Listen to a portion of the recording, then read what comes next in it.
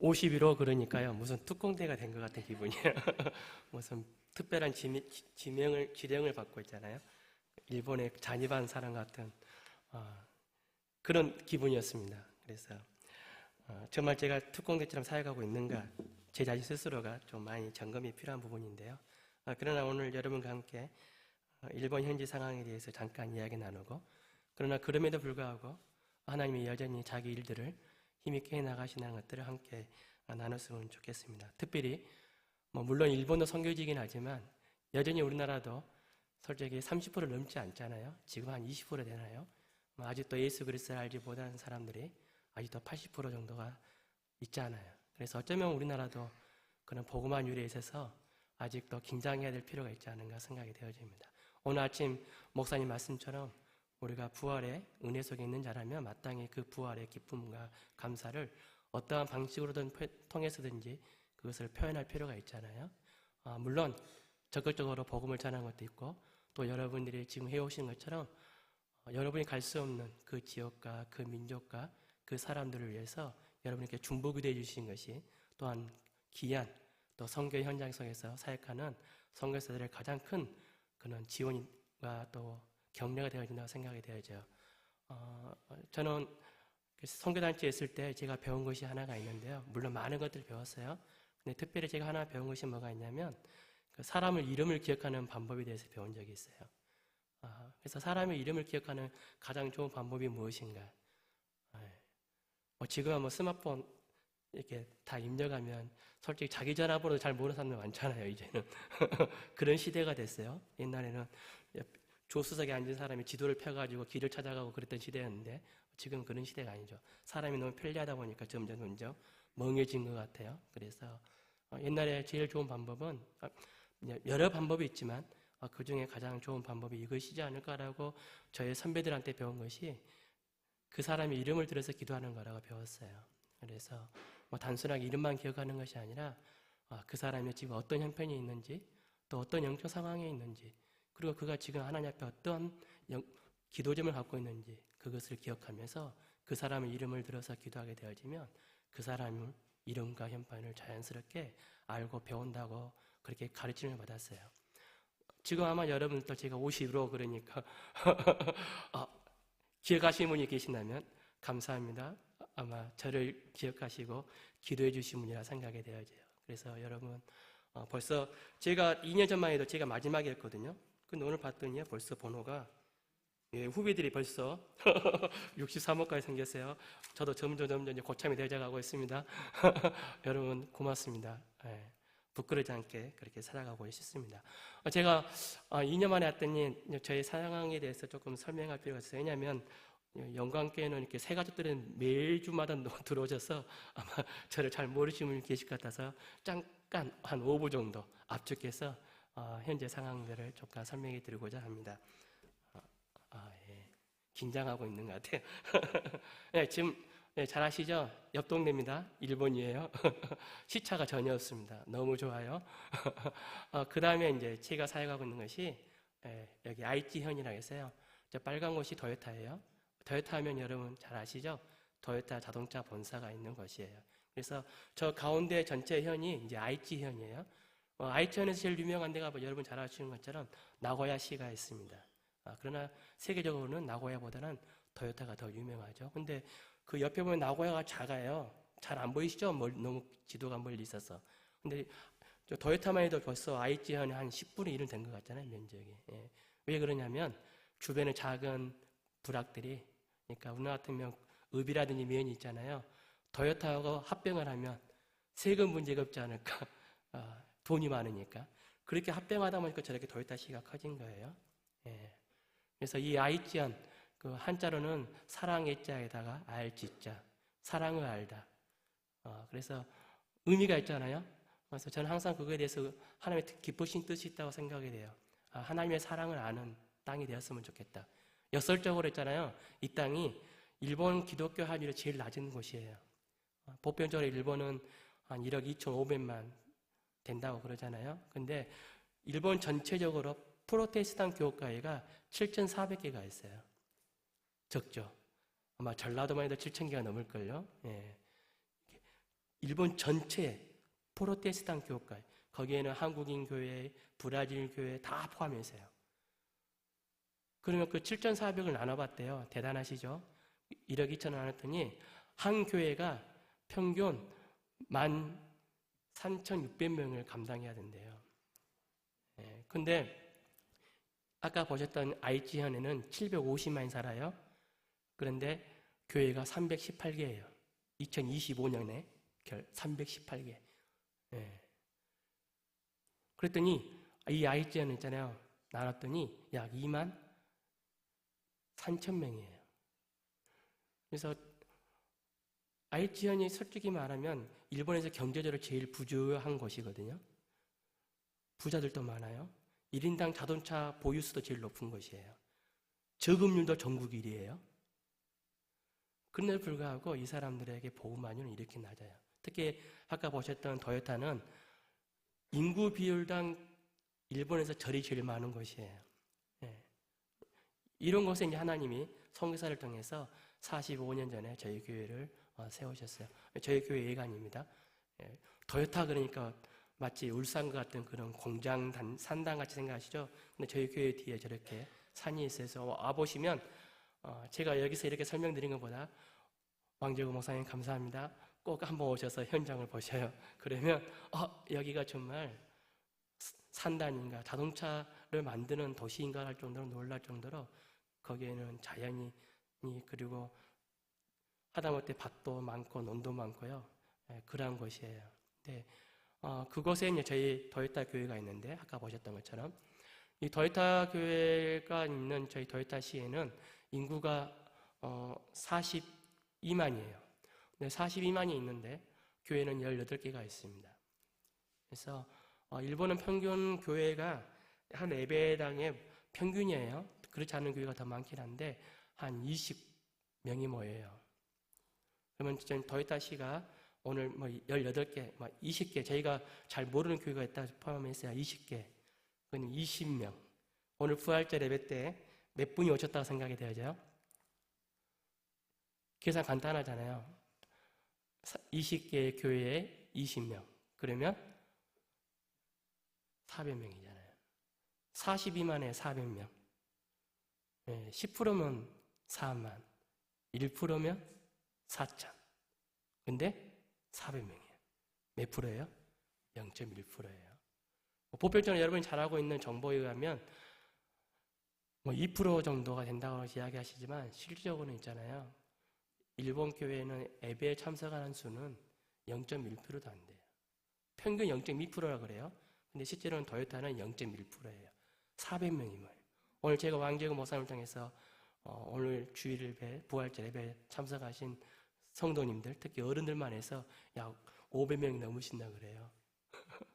40일 만에 20개 교회가 다 모여도 영광교회 주일 예배 수보다 더 적어요.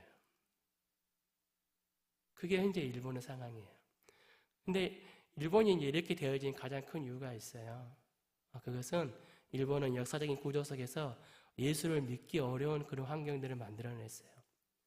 그래서 여러분이 잘 아시는 것처럼 일본의 이지메 문화가 있잖아요.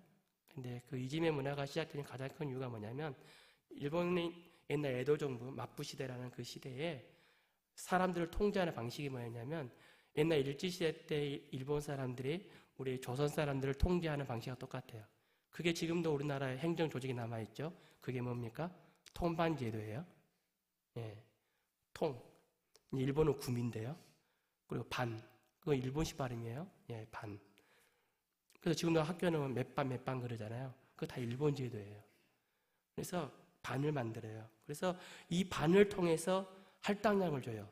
세금에 대한 할당량, 그 다음에 쌀을 수확하는 할당량, 그리고 어떤 일들을 해야 될 할당량을 줘요.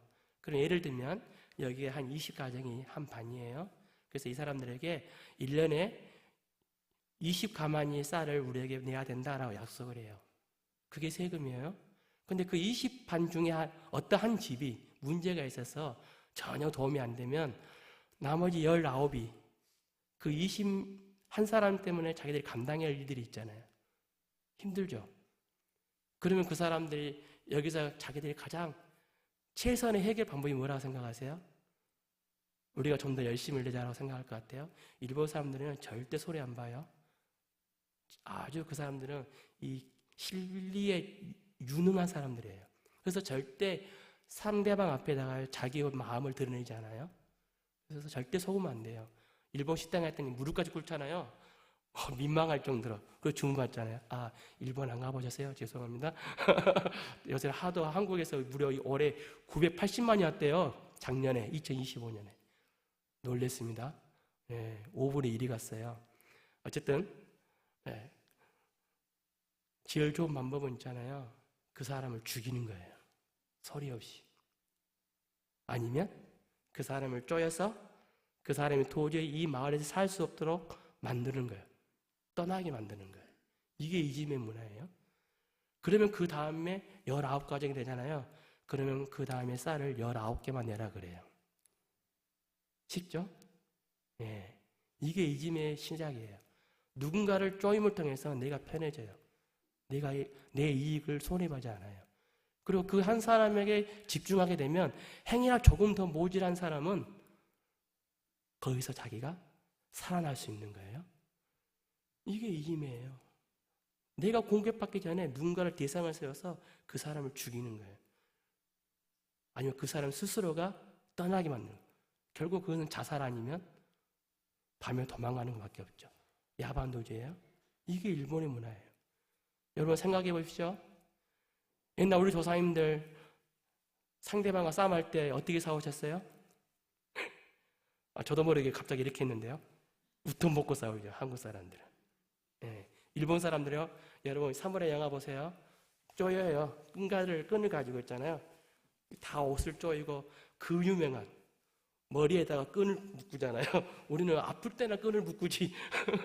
그 사람들은 싸울 때. 그래서 일본 영화 보면 옛날에 뭐 가미가제라든지 그 자일에 보면 머리에 끈을 묶고 비행기 그냥 군함에 박잖아요. 쪼이는 문화예요, 일본은. 쪼여야 힘이 나요, 이 사람들은. 사람을 이렇게 쪼여야. 근데 우리나라는 그렇게 살면 사람 미치죠. 우리는 방임해야 되잖아요. 우통을 벗어야 힘이 나잖아요. 다이다이 1대1로 싸우잖아요. 일본은 쪼여서 감춰요, 자기의 기술을. 그래서 상대방을 속여서 일방을 탁 죽이는 거예요. 비겁하죠? 아유, 일본 선교사가 일본 사람한테 비겁하다 안 되는데 죄송해요. 본질은 어쩔 수 없어요. 제가 죄송합니다. 다 잊어주세요. 쪼이는 문화예요. 그래서 사람을 쪼여요.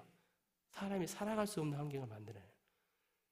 그렇기 때문에 그때는 그 사람들이 할 수 있는 방법은 자기에게 주어진 일만 열심히 하면 되는 거예요. 그것이 지금 소위 말하는 일본의 모노츠쿠리, 장인정신. 물론 그런 좋은 점도 있죠. 그러나 일본의 그 사회는 점점 있잖아요. 내면으로 사람들이 상처를 가져가요. 그래서 일본처럼 우울증이 많고 정적인 문제가 많고 그걸로 인해서 자살한 사람이 얼마나 많은지 몰라요. 일본의 영적 상황이 그런 상황이에요.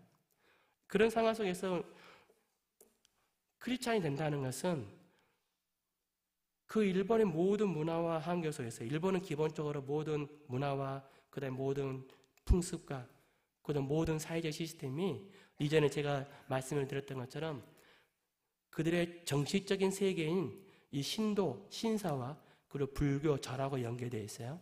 제가 간단히 말씀드렸던 것처럼 아이가 태어나면 자기 동네에 있는 신사에 데리고 가서 그 아이를 등록을 시켜요. 그리고 결혼도 그 신사에서 해요. 그리고 그 사람이 죽잖아요. 그럼 어디로 가요? 절로 가요. 사망신고를 절로 했어요. 그래서 중이 그 사람을 염해주고 자기 절에 묘지에다 그 사람을 안장을 해요. 그리고 그 모든 생활 시스템이 다 이 신도와 이 절의 이 절기에 맞춰서 움직였어요. 우리가 기독교인이지만 그러나 우리의 보편적인 문화 속에서는 유교의 문화가 남아있잖아요. 그거와 똑같은 거예요. 근데 우리가 그것을 지키지 않는다고 우리는 쪼이지 않잖아요. 이짐해하지 않잖아요. 근데 일본은 죽여요. 왜냐하면 그 모든 것들이 다 자기들에게 할당이 되기 때문에. 쉽게 말씀드리면 여러분 영화 같은 거나 텔레비에 보면 일본 사람들 맞질이하면 이런 천막 같은 팬티 하나 입고 오면 남자들이 오 움직이잖아요. 멋있다 그럴지 모르겠지만 색다른 느낌일지 모르겠지만 근데 그게 하나의 신을 모시는 행위거든요. 맞지리가 뭐냐면 우리나라 그 마주리에다라는 그 발음이에요. 원래는 언어가 맞지리의 의미가 한국말이에요. 옛날에 백제 사람들 고구려 선진 문화를 갖고 있던 사람들이 일본에 건너올 때 그들을 맞이했던 그 춤들이 맞지리의 시작이에요. 실질적으로 그것이 일본식 발음으로 맞지리가 된 거예요. 어원이.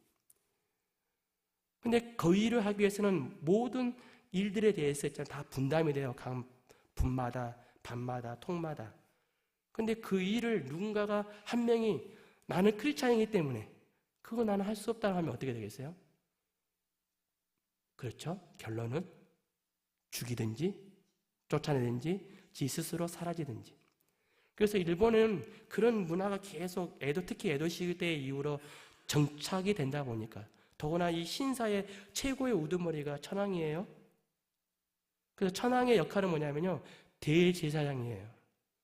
그래서 그런 날마다 새벽마다 일본의 번영을 위해서 제사를 드려요. 그래서 이전에 그 천황이 아직 안 죽었잖아요. 그 상황이. 근데 그 사람이 자기 아들에게 물려주잖아요. 이거 처음 있는 일이거든요. 근데 왜 그렇게 했냐? 그 나이 드신 할아버지가 새벽마다 제사를 드리기 너무 힘든 거예요. 그래서 그것을 자기 아들에게 물려준 거예요. 기본적으로는. 제사장이에요. 그래서 그 천황을 중심으로 모든 신사가 다 연결되어 있어요. 그래서 일본의 신사에 일을 하는 사람은 국가에서 월급을 줘요. 왜냐하면 천황이 우두머리이기 때문에. 그 구조예요. 그 구조 속에서 예수를 믿는다는 것은 자기의 모든 사람과 관계, 생활의 모든 근거를 다 포기한다는 그 자기의 결단이 필요해요. 그것을 하지 않으려면 자기가 크리스찬인 것을 숨겨야 되죠. 그래서 그 유명한 가쿠리 크리스찬이라고 해서 자기 자신을 숨기는 그리스도인이라는 것이 있었어요. 그렇지 않는 경우에는 다 예수 그리스도를 부인하거나 아니면 예수님을 자기 구주로 고백하는 것을 어려워하는 거죠. 근데 그럼에도 불구하고 지금 0.1%든 2%든 그럼에도 불구하고 모든 관계와 모든 사람들과의 교제 아니면 모든 자기의 생활 여건 속에서도 예수 그리스도를 나의 구주인 하나님을 고백하는 사람들이 있어요. 여전히. 놀라운 일이죠. 그것은 전적으로 주님의 은혜라 생각되죠. 그리고 그 사람들은 물론 미력하지만 믿음을 가지고 자기 가족들에게, 자기 친구들에게 복음을 전하려고 하고 있어요. 제가 사진을 잠깐 좀 보여드릴 텐데 다 보여드릴 수는 없고, 이 아저씨, 예. 이건 일본 지금 장례식장이에요. 저기 가운데 울고 계신 분이 저희 교회 성도님이신데요. 오랫동안 남편을 위해서 기도했어요.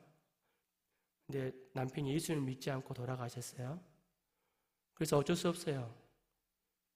목사인 저도 안타깝지만 그분이 신앙 고백을 하지 않으셨기 때문에 어쩔 수 없이 우리는 그리스도교로 장례를 치를 수가 없어요. 그래서 결국은 불교식으로 했어요. 그런데 이 다음에 나오신 분, 이분이 아까 그분과 같은 동네에 살고 계셔요. 그래서 이분이 저를 만난 지가 12년이 됐어요. 그런데도 성경에 대해서 이야기하고 예수님에 대해서 이야기해도 별로 반응이 없어요. 그런데 교회는 와요. 우리 같으면 믿든지 따라든지 둘 중 하나일 텐데요. 일본 사람들 그냥 오면 온 대로 아무 말 안 해요. 그냥 오셨냐? 잘 가시라고 다음에 또 봤으면 좋겠다. 근데 이 사람이 계속 오는 게 아니에요. 자기 기분 내킨 대로 와요. 막 새벽 2시에 술 먹고 자다 전화하고요. 힘들게 했어요. 정말 제가 예수님을 안 믿었으면 상대도 안 할 사람이에요. 진짜. 여러분도 그런 분 계시지 않아요? 예수를 믿지 않았으면 말도 안 걸 사람을 새새벽 축제에 데리고 오기 위해서 여러분 얼마나 부단하게 애를 쓰셔요. 그리고 이름을 들어서 기도하시고 그런 거예요. 참죠. 근데 이분이요, 한 크리스마스 때 한 번 오시고 그 다음에 안 오셨어요. 근데 갑자기 1월달 좀 지나서 저한테 아까 그분, 돌아가신 분, 같은 동네 사시거든요. 뒤늦게 알았는가 봐 돌아가셨는가. 근데 그 자매가 이분 많이 가도 동네 사람이라고 늘 이분이 오실 때마다 상냥하게 대하고 그랬거든요. 근데 마음이 아팠는가 봐요. 그래서 뒤늦게 알았기 때문에 교회에 와서 한번 그 사람한테 이렇게 이제 쉽게 말하면 예의를 표하고 싶다고 하더라고요. 그래서 오셨어요. 근데 그때부터 지금까지 계속 교회에 나와요. 3개월째. 의문이에요. 알 수 없죠. 목사로서 정말 안타깝죠. 특별히 약궁, 그분이 또 아까 그 자매님이 이제 일본은 약궁이나 그러거나 장로 제도가 저희 교회는 아니기 때문에 이제 교회 임원이에요. 그렇게 신실하신 분이 오랫동안 기도했으면 하나님이 기도 응답해 주시면 하잖아요. 근데 그렇게 떠나가셨어요. 큰 슬픔이었어요. 목사님 제 자신에게도 정말 많은 생각들이 있었어요. 그런데 이분이요, 전혀 예수 믿을 것 같지 않은 이분이 와주면 고맙고 안 오면 좀 서운하고 이런 분이 오셔서 그냥 자기는 아무 생각 없이 그냥 오셔가지고 그때부터 계속 예배에 나오고 성경 공부하고 뜬금없이 저보고 같이 식사하자고 이렇게 매주마다 저 별로 안 좋아하거든요. 이 집 가게. 이분이 너무 좋아하셨어요. 가서 같이 먹어요. 죽겠어요. 느끼해서 음식이. 어쩔 수 없어요. 네. 여러분도 다 그런 경험 있지 않으세요? 그렇죠? 저는 알지 못하겠어요. 모르겠어요. 하나님의 뜻을. 그러나 그건 분명한 것이 있어요. 하나님이 정말 우리의 기도에 응답이 안 됐다고 생각이 되어지지만 그분의 돌아가심을 통해서 그리고 그 자매님의 그 깊은 애통함 속에서 하나님이 전혀 생각하지 않던 사람을 그리스도로 불러오시거든요. 그래서 이분이 3주년에 예수 그리스도를 고백했어요. 3월 첫 주에. 그리고 지금 세례 공부를 하고 있어요. 너무 놀라운 일이에요, 이게. 하나님의 뜻은 잘 모르겠어요. 그래서 이것이 그 자매에게도 위로가 됐고요. 교회도 위로가 됐어요. 물론 제게도 큰 위로가 됐어요. 하나님 앞에. 그리고 그 자매님도 이제는 더 기도해요. 이제는 남편이 열심히 기도했지만 물론 결과는 하나님의 뜻이죠. 우리는 알 수 없어요. 그러나 남편이 돌아오기까지 기도하고 최선을 다한 것은 그분의 믿음의 최선이에요. 그분이 다 어떻게 할 수 없잖아요. 여러분도 마찬가지 아니에요? 복음을 전할 때 우리가 그 사람의 믿음까지 다 책임질 수 없잖아요. 우리의 책임은 복음을 전하는 데까지잖아요. 그가 믿고 안 믿고는 주님의 전적인 주권 속에 있는 거잖아요. 우리가 주님이 아닌데 어떻게 그거 책임을 져요? 그러면 우리는 미쳐가죠. 너무 힘들어서. 그때 우리가 깨닫는 게 하나 있잖아요. 그렇게 믿지 않는 사람들의 모습을 통해서 내가 믿게 되어질 것이 얼마나 특별한 은혜인 것을 깨닫는 거잖아요. 나보다 학벌이 좋고 나보다 훨씬 더 지적순이 높아 보이고 나보다 훨씬 성품이 좋아 보이는데도 불구하고 예수를 이해를 못해요. 알지를 못해요. 때로는 적극적으로 거부하죠. 근데 나 같은 사람은요, 예수님을 알고 믿고 있잖아요. 그러면 우리가 그 사람에 대해서 뭐라고 평가하기보다는 역으로 내가 예수를 믿으며 얼마나 특별한 주님의 간섭이신가, 주권적인 일하심인가를 우리는 깨닫는 거예요. 믿는 것이 이렇게 어렵구나. 난 단순한 생각이 있는데 그걸 깨닫는 거잖아요. 우리가 하나님 앞에. 감사합니다. 고맙습니다. 오늘 아벨의 이야기가 나왔는데요. 아벨과 가인. 유명한 사람들이죠. 예, 우리 할아버지 아담과 할머니 에바의 자식들이에요. 근데 그 두 사람이 애물을 들었대요. 근데 하나님이 아벨 것만 받으셨어요. 왜 그러셨을까요? 하나님 문제를 일으켰을까요? 그냥 둘 다 받아주시지. 왜 아벨만 좋아하셨냐고요. 근데 결론이 어떻게 돼요? 결국은 아벨이 죽잖아요. 제가 CCC에 있을 때요, 아주 무서운 애들이 많아요. 이거 하나님 책임이지 않냐? 괜히 그 양반이 문제, 형제, 분란 일으키지 않았냐? 이렇게 질문하는 애들이 있어요. 무서운 애들이에요. 머리가 정말 비상해요. 젊은 애들. 자기가 안 믿을 조건을 이야기하는 거죠. 믿을 조건을 이야기하는 게 아니라. 네. 생각해 보세요. 왜 그랬을까요? 그러면 아벨이 드린 애물이 정말 하나님의 복이 좋아졌을까요? 물론 성경은 가인은 농사꾼이었어요. 그러니까 농사꾼이 뭘 드려요? 자기가 열심히 최선을 다해서 경작과 농사물을 드리죠. 그가 그것을 드렸을 때 그냥 대충 줘드렸을 것 같아요. 그래도 그도 하나님을 예배하는 자인데, 아담의 후손인데, 가인은 하나님과 대면에서 이야기를 하는 사람이잖아요. 여러분 하나님 얼굴을 보고 이야기한 적 있어요? 근데 가인은 하나님과 이야기를 하잖아요. 물론 하나님께 들이박았던 거지만 그는 하나님을 보고 하나님을 이야기한 사람이에요. 우리보다 더 하나님과 친밀한 관계를 갖던 사람이에요.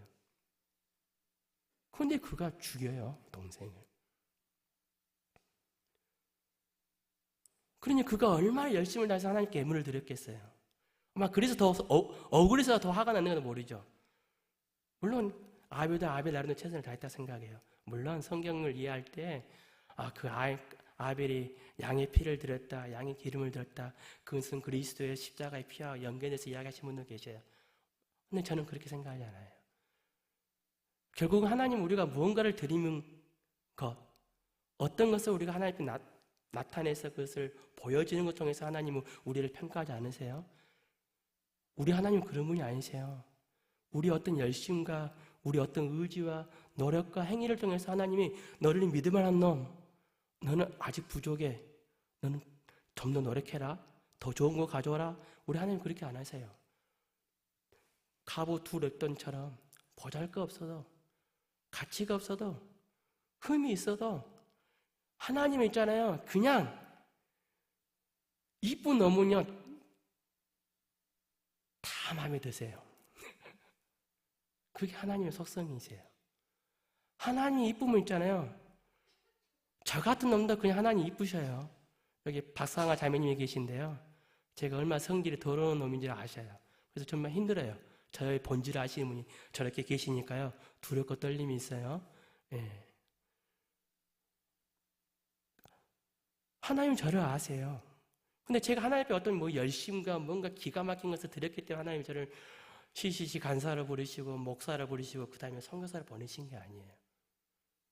하나님이 그렇게 작정하신 거예요. 저는 원래 모태신앙했지만요, 저는 대학교 다닐 때 저는 운동권 학생이었어요. 신앙에서 멀리 떨어져 있었어요. 한 손에는 펜을 들고 한 손에 화요병을 들었던 사람이에요. 저희가 대학 다닐 때는 시절은 그런 시절이었어요. 저는 그런 놈이었어요. 근데 하나님이 저를 버리지 않으셨죠. 왜? 하나님은 이미 창세 전부터 에베소서 말씀처럼 이 세상이 시작되기 전부터, 이 땅이 형제를 갖추기 전부터, 제가 우리 어머니 뱃속에서 만들기 전부터 저를 이미 하나님은 믿는 자로 이미 나를 선택하셨다고 그랬어요. 그리고 그 하나님은 저의 인생 가운데 제가 목사로, 시시간사로, 목사로, 선교사로 갈 것을 이미 하나님이 예정하셨어요. 저의 어떠함이 아니에요. 저의 열심과 노력이 아니에요. 근데 하나님이 그렇게 하셨기 때문에 그렇게 된 거예요. 단순하게. 하나님이 그렇게 저를 편애하셨어요. 여러분 다 막 그렇지 않으세요? 여러분이 하나님 앞에 자랑할 것이 뭐가 있습니까? 여러분이 지금 전도하고 열심을 다해서 기도하고 있는 그분보다 여러분이 더 자랑스러운 게 뭐가 있어요? 근데 여러분이 수많은 사람들 전도하셨을 텐데, 그냥 믿는 분도 계시지만 믿지 않고 여러분의 마음에 크나큰 상처를 주신 분도 계시잖아요. 특별히 여러분 가정에서 가족들, 친구들 그러지 않아요? 근데 여러분 생각해보세요. 여러분은 어떠세요? 여러분 지금 이 자리에 이 부활하신 주님의 그 은혜 앞에 지금 여러분은 담대하게 서 있는 분이시잖아요. 여러분 안에 그게 자랑할 것이 있어요? 그럼 우리는 이렇게 말해야죠. 저 녀석보다 어느 바리새인 그 기도처럼 저 여자의 두 렛돈보다 땅랑 내가 드리는 이 예물이 더 귀하다고 생각하지 않잖아요. 우리는 그럴 때. 그럼 교만이죠. 하나님, 예수 믿기가 이렇게 어려운데 제가 이렇게 하나님 앞에 순전한 마음으로 예수를 믿게 된 게 얼마나 큰 은혜입니까? 라고 고백하는 거예요. 우리는 그거밖에 없어요. 아마 아벨은 그랬다 생각이 되어져요. 저는 우리 형님보다 내가 더 잘났다고 생각하지 않았을 것 같아요. 근데 하나님 나를 기뻐하셨다. 얼마나 두렵고 떨리겠어요. 그래서 가인이 그때 당시에 정말 하나님 앞에 왜 그랬을까 하나님이라고 하나님께 물어봤어야죠. 물론 그가 나중에 자기 동생을 시기해서 죽임을 통해서 그가 여전히 죄에 속한 자라는 것을 우리가 드러나죠. 그러나 성경 어디에 그렇게 하나님 앞에 기뻐하는 예물을 드렸다. 물론 히브리서 말씀에도 그가 의로운 자라고 말이 나오지만 성경에 의로운 자가 어디 있어요? 예수 그리스도 그분 외에는. 성경 우리에게 분명히 선포해요. 아담의 후손으로 태어난 모든 자들은 죄인이다. 그 죄인의 가장 큰 강력한 증거가 뭐냐? 죄의 싹인 죽음을 누구 하나도 이길 자가 없다는 거예요. 그게 내가 죄인이라는 증거예요. 도덕적인 윤리적인 것이 아니에요. 죽음을 이길 수 없는 자는 다 죄인이에요. 하나님 앞에서. 오직 한 분, 죽음을 이기신 예수 그리스도 외에는. 의인은 그분뿐이에요. 그러나 우리가 예수 그리스도 의인이라고 고백하는 그 믿음을 해서 우리가 의인이라고 칭함을 받는 거죠. 칭함이에요. 나는 그럴 자격이 없는 자예요. 그런데 재판장이 너는 의인이라고 선포하신 거예요. 그래서 칭함이라는 거예요. 교리적으로. 누가 변호해 주시기 때문에요? 예수 그리스도가 우리를 변호해 주시기 때문에 재판장이신 하나님이 너는 의인이라고 선포하신 거예요. 그게 하나님 편애예요. 하나님 편애하지 않으시면 여기 이 자리에 아무도 없어요. 왕재구 목사님 죄송합니다. 목사님도 애누리 없어요. 목사님이 자제분이어서 신앙 따라하는 분들 얼마나 많으세요. 신학교 갔다가 상처받고 다른 길 이렇게 가신 분들 많아요. 제 친구들 중에도. 근데 미국까지 유학 갔다 오시잖아요. 그럼 미국에 시에 오셨어요. 특별한 하나님의 섭리가 계획이 있는 거잖아요. 여러분 때문에. 아벨 간데 말을 맞춰야 될 것 같아요. 아벨이 하나님 앞에 기뻐하는 예물을 주는 통해서 성경은 거기서 끝나지 않아요. 그가 죽임을 당한다는 거예요. 이게 아주 중요한 메시지예요. 하나님이 기뻐하는 예배를 드리는 자는 반드시 핍박을 받는 거예요. 고난을 당해요. 오늘 또 목사님께서 말씀하셨지만 예수를 믿으면 무조건 복 받을 거라 생각하지 마세요. 성경을 잘 보세요.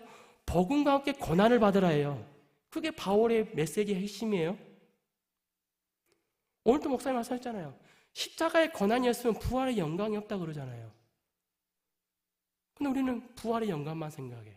예수 믿으면 하나님 내가 이만큼 바치니까 배팅 100 주시오. 우리의 그런 기복적인 문제가 있죠. 성경은 그렇잖아요. 아벨을 보세요. 제사를 드린 첫 장면이에요. 근데 그가 죽임을 당해요. 누구를 통해서? 자기를 가장 사랑하는 형을 통해서 죽임을 당해요. 자기 형제에게. 잘 생각해 보시죠. 가인이 살인자이기 때문에 그가 죄인이라 생각하죠. 죄인이죠. 우리도 죄인이지만 더 특별히 나쁜 죄인이라 생각하죠. 그리고 그가 하나님 받겠다 생각하잖아요. 우리의 이미지는. 근데 제가 처음부터 계속 강조했잖아요. 그도 우리와 똑같이 하나님을 예배하는 자예요. 하나님 믿는 자예요. 그가 이방인이 아니에요. 그가 신앙에서 떨어져 있는 자가 아니에요. 옛날에 우리는 그랬던 사람이지만 가인은 태어날 때부터 크리스천 홈에 태어났어요. 그 사람은 믿는 자의 자식이었어요. 그런데 그를 통해서 죽임을 당해요. 무엇 때문에? 하나님을 기뻐해 드리는 예물을 드린다는 것 때문에. 물론 그것도 아벨 편에서 그가 무엇을 통해서 하나님을 기뻐하는 예물이 된 게 아니라 하나님이 그를 기뻐한다는 그 이유 하나 때문에 그의 드림을 죽여요. 여러분 우리 주 예수 그리스도 생각하세요? 주님이 누구를 통해서 죽임을 당하셨어요? 빌라도요? 저는 사도신경 읽을 때마다 빌라도 불쌍하다 생각해요. 그는 마지막까지 있잖아요. 무서운 마누라가 꿈이야기까지 했어요. 죽이지 말라고. 그래서 그는 살리려고 했어요. 그가 마지막으로 최후로 그가 제안한 게 뭡니까? 바나바라고 불리우는 예수. 그도 이름이 예수예요. 바나바라고 불리우는 예수를 살릴 것이냐, 나사렛이라고 시라고 불리는 예수를 살릴 것이냐, 누가 선택해라. 근데 백성들이 뭐라고 해요? 예수를 죽이라 해요. 그 선두에 섰던 사람들은 누구예요? 그 무매한 백성들을 선동했던 사람들은 누구냐고요? 대제사장이에요. 바리새인이에요. 율법사들이에요. 사두개인들이에요. 그 누구보다도 하나님을 아는 자들이에요. 하나님을 예배하는 자들이에요. 그러한 자들이 하나님이 가장 기뻐하시는 자기 자신을 산제물을 드리기 위해서 이 땅에 오신 예수 그리스도를 그들이 죄를 앞서 죽여요. 그러므로 우리는 이 아벨과 가인의 사건을 그리스도 예수 안에서 이해를 해야 돼요. 성경은 목적이 분명해요. 처음부터 끝까지 성경은 예수 그리스도를 향해서 그것이 이 손가락을 예수 그리스도를 향해서 지명하고 있는 거예요. 그래서 성경은 구약 신약이잖아요. 옛 언약, 새로운 언약. 그 언약의 중심이신 예수 그리스도. 그 일을 통해서 하나님 우리에게 이루신 일이 이방인이었고 외인이었고 하나님 없이 살아갔던 우리가 그 예수 그리스도를 통해서 하나님의 은혜의 장으로 나오는 특별한 궁휼하심을 입는 것이에요. 그리고 우리가 이제는 예수 그리스도를 통해서 하나님을 나의 아버지로 그분의 이름을 들어 그분의 예배하는 자가 되는 것이 아니에요? 여러분이 혹시 예수 그리스도의 이름을 믿는 것 때문에 하나님의 아버지의 이름을 부르는 것 때문에 하나님을 예배하는 것 때문에 여러분 혹시 여러분이 가장 사랑하는 가족들로부터 형제들로부터 친구들로부터 뭔가 오해를 받고 핍박을 받으십니까? 기뻐하십시오. 여러분이 하나님의 정말 기뻐하는 예배를 드리는 자들이에요. 성경은 이미 가장 가까운 사람부터 핍박한다고 이야기하고 계셔요. 예수님도 그렇게 말씀하셨고요. 근데 그게 뜻이 아니에요. 결국은 그들도 우리가 예수 그리스도 앞으로 인도할 자들이에요. 우리의 인내를 통해서 물론 지금은 예배를 드린다는 것 때문에 죽진 않아요. 그럼 우리는 동일한 경험을 합니다. 뭡니까?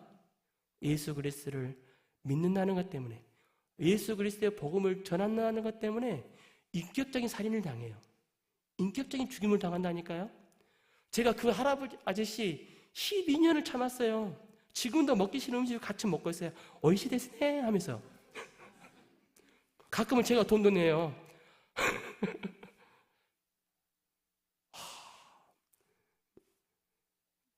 물론 그 전에 그 할아버지가 밤 새벽에 술을 먹고 전화하면서 저희 엄청나게 인격적으로 힘들게 하는 말도 한 적이 있어요.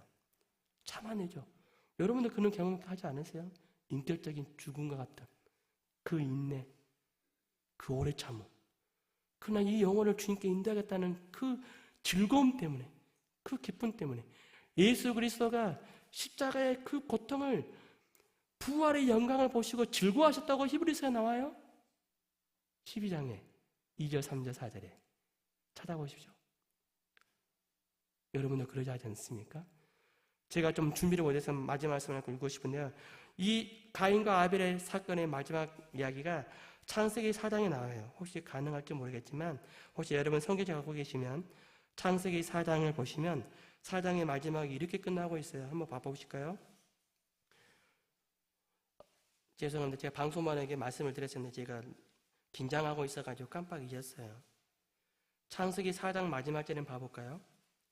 25절, 26절에 준비된 팀이시네요. 역시 프로가 있으시네요. 감사합니다. 그럼 한번 보시고 저 머리를 보지 마시고 조금 위로 올리셔서 눈을 네, 좀 말씀을 읽겠습니다. 한번 같이 읽어볼까요? 25절부터 아담이 다시 자기 아내와 동침하며 그가 아들을 낳아 그 이름을 셋이라 했으니 이는 하나님이 내게 가인이 죽인 아벨 대신에 다른 씨를 주시다 함이며 셋도 아들을 낳고 그의 이름을 에노스라 하였으며 그때 사람들이 비로소 여호와의 이름을 불렀더라. 아멘. 하나님 있잖아요. 성경은 정말 의미가 깊어요. 셋을 있잖아요. 가인이 죽인 아벨 대신이라 그랬어요. 아담과 아벨에게 있어서는요, 셋은 부활한 자예요. 다시 얻은 아들이에요. 다시 살림받은 아들이에요. 성경은 그것을 우리에게 분명히 이해하고 있어요. 이미 이 창세기 4장이에요. 이 비통한 이 역사적인 현장 속에 부활이 나와요. 새 생명이 나온다고요. 그걸 아담과 에바가 알았어요. 근데 이 셋을 통해서 어떤 일이 일어납니까? 결국은 이 부활한 자를 통해서 이 세상에 어떤 일이 일어나요? 하나님의 이르는 부른 자들이 일어나게 된다는 거예요. 이방인이었고 저 이스라엘 땅에서 멀리 떨어져 있던 이 조선 땅에, 이 대한민국에, 그리고 저 일본 땅에 부활하신 예수 그리스도의 그 은혜 앞에 동참한 우리 믿음의 선배들이 복음을 듣고 잃어버린 영혼을 향해서 나아갈 때 그 복음이 결국 우리에게 온 거잖아요. 그래서 우리가 지금 이곳에서 하나님을 아버지라고 고백하고 예수님을 나의 구주라고 고백하고 성령님을 나의 도우심이라고 고백하는 그 믿음 가운데 우리는 생명의 감격을 누리고 거기서 만족한 것이 아니라 이 기쁨과 이 즐거움을, 물론 십자가 같은 고난, 자기 인격적인 살인을 당하는 그런 죽음에 그런 어려움이 있다 할지라도 우리는 한 영혼을 얻기 위해서 복음을 들고 나가는 거잖아요. 그 영혼이 하나님을 만나고 하나님의 경험을 통해서 나처럼 새로운 생명을 누리고 새 기쁨과 감사의 찬양을 드리는 자가 되어진 것이 그 무엇보다 우리에게 가장 큰 산 재물이 되어지기 때문에 그러지 않아요? 이것처럼 가장 가치 있는 재물이 어디에 있어요? 제가 마지막으로 사진 하나 보여드렸던 것이 제 아들인데요. 저희 은사님이세요. 제 신학교. 근데 지금 강주 중앙교회 담임 목사님이세요. 최규현 목사님이라고. 이분이 5월에 은퇴하셔요. 갑자기 5월에 은퇴하시는 은퇴형 오신다 우리 집으로 오셨어요. 제 머리에 이렇게 박상아 자매님, 고맙습니다. 제 아내가 애양원 간호사였거든요. 제가 여수에서 CC 간사할 때. 그래서 저도 바쁘고 아내도 바쁘면 누가 애를 봐준 줄 아세요? 그랬습니다. 박상아 자매님 제 아이를 봐줬어요. 그 애가 지금 30살이에요. 잘 컸어요. 고맙습니다. 근데 이 애가 원래 건축기사였는데요. 대학원 나오고. 이번엔 신학교를 갔어요.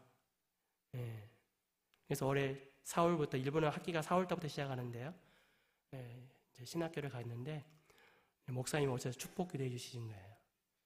저를 가르쳤던 은사님이 아무것도 모르고 오셨다가, 제가 아직 기도편지를 안 보냈거든요. 거기까지는. 오셨다가 희찬이를, 제 첫째 아들이 희찬인데요. 기쁨의 찬양, 하나님이 목사님을 통해서 은퇴하시는 목사님, 엘리야가 엘리샤에게 은사 기도해 주신 것처럼 축복해 주셨어요.